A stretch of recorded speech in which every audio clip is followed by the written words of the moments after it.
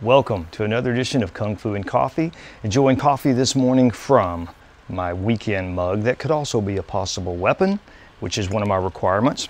And I'm enjoying coffee from Salado. My wife and I love to visit Salado, and I had a student named Ann. She was kind enough to bring us this coffee from the Strawberry Patch Coffee Company out of there. This is called a Kenya Double A. It's a medium roast, really rich roast. I enjoyed it a lot this morning. Check them out. On our thumbnails on the video, we always highlight the logo of the coffee companies that we talk about. So visit them, hit them up for some coffee, and enjoy that. Now, our Kung Fu journey, where we left off on our last video, is Bat Sau, the 18 Elders. One thing that fascinates me about martial arts is the ambidextrousness of it. Kung Fu, karate, jiu-jitsu, it doesn't matter, boxing, all fighting arts generally focus on both sides, whether you're left-handed or right-handed. I'm going to show you where we left off and then show you what's coming up. And I'm going to turn this way for just a moment so you can get a full visual of it.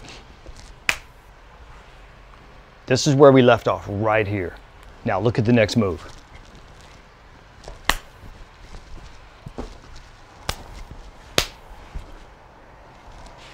You see that? So it's a double image, of course. Let me play the whole set for you and watch what it is. It's the same moves, but it's both sides, right?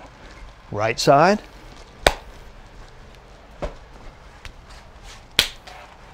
Left side.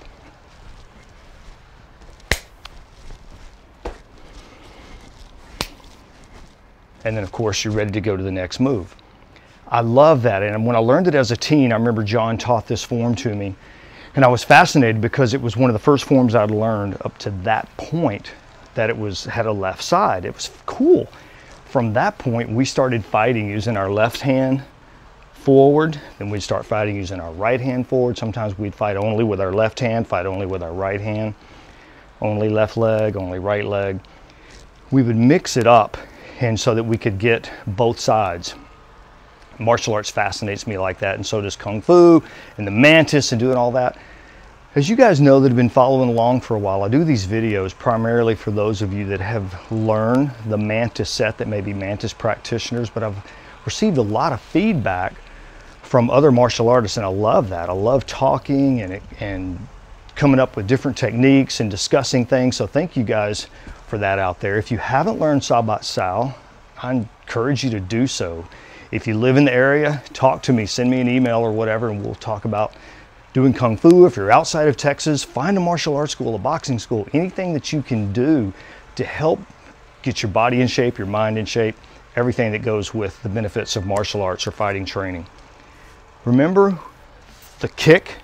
We talked about this move, blocking the kick and then coming back over.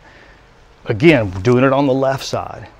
What happens if you get an arm broken? What happens if you get a finger broken?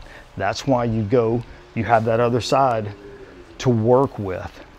So as you play your set, really focus on, whether it's Bat Sau or something else, really focus on, pay attention.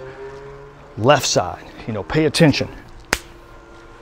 Right side. One drill that we do in class is we'll work on catching a punch with the left hand and sending it out with the right, and then we'll redirect with the right, send it out with the left, redirect with the left, send it out with the right. We'll go up and down the floor doing that. It sounds real basic. This is another one. Grab, punch, we'll step, grab, punch. Very basic drills. I'm sure you guys have done a lot of them, but a lot of times we kind of dismiss the basic drills because they're basic. We want to move on to something more advanced, and a lot of times we can't grow because our base is not strong enough. So I encourage you to do some of these drills, have fun with your sets. Have fun with fighting drills. Maybe start, if you're a right-handed guy and you lead with your left side, switch it. Next time, fight from here. It's going to feel really uncomfortable. We always talk about getting out of our comfort zone, and that's how you grow and learn. So once again, I appreciate you guys on this journey with me of Bat Sau. We're going to continue next time talking about the throws and what I call the leg breaks with the sweeps. That's one of my favorite parts of the form, actually. So we're going to talk about that and work on what happens to do if you get on the ground. How could you use Bat Sau from a ground fighting standpoint? More good Kung Fu to come. Thank you guys so much.